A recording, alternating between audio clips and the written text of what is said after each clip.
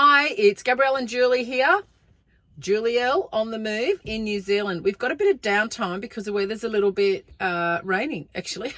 So what we thought we'd do is put our hints and tips together for our journey in New Zealand, what we have discovered.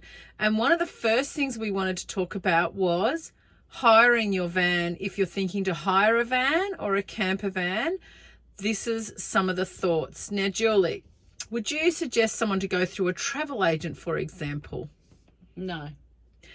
So, okay, it's pretty simple.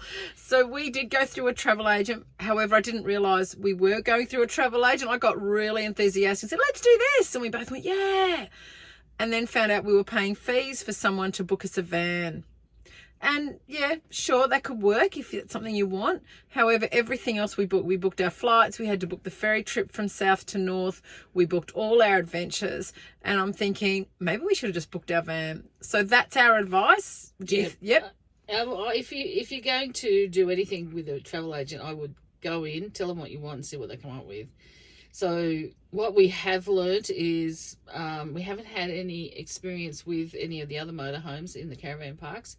But there seems to be a lot of Maui and what's that other one? Was it Apollo or something, I think? Yeah. And motorhomes. So I don't know where these people got their information from and booking from. So try the travel agent. Get it in your head what it is you want, and then go online and do it for yourself. Because what happened was we paid a lot of money to somebody who said they would take care of us, and booked it through the cheapest place possible, we believe. And they have not been very helpful at all when we had trouble with the motorhome, and our serious trouble with the motorhome. So, in saying that, our travel agent was online and it was through them, which I didn't realise I thought they were the motorhome people.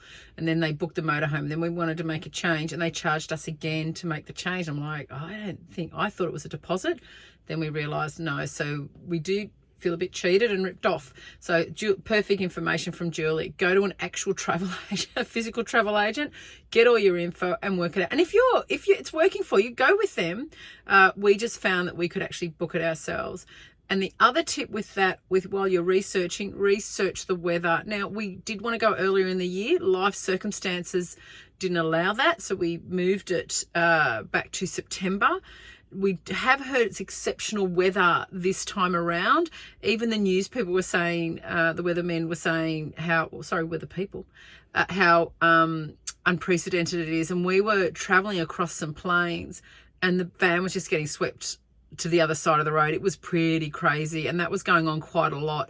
We had a couple of days of that. So this was extraordinary weather. Find out the weather first. Otherwise it can be a bit grueling traveling around in the motorhome with that. Particularly the South Island. Like that incident going across the desert, I forget the name of it. That was probably the worst case when the van actually got blown. Yep.